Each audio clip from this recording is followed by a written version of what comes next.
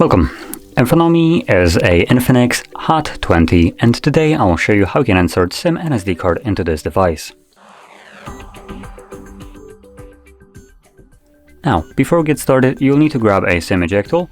I have one prepared that looks something like this, though if you can't find it, you could also use a paper clip, straighten out one of the ends, and it should work just as well. Now, just to add this, you can find such a thing in the box where the device came in, so yeah. Now, once you have it ready, you'll need to take off a case of your phone if you have one on it.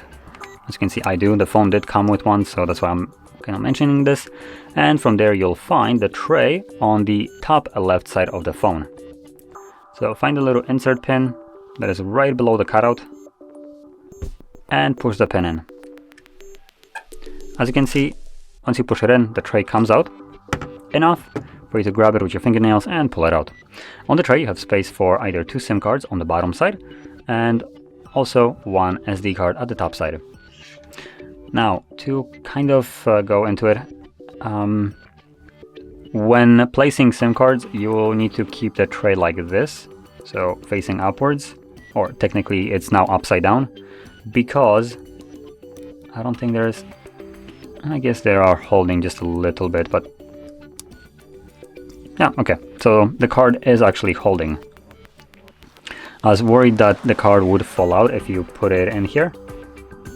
Just check it on the other one as well. Okay, yeah. Okay, so they are actually holding, so never mind. You don't need to flip the tray upside down. So anyway, there we go. Whoops. So once you place the cards in, obviously if you're planning to use 2 SIM cards, go right ahead. It doesn't matter which tray you use. And for the SD card, just place it in here. Both of the cards should be laying flush on the tray, so not protruding from any side. And from there, insert it back into your phone.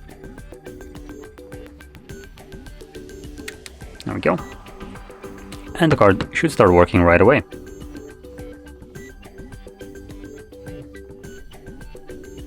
So I already have 4G connectivity from my SIM card.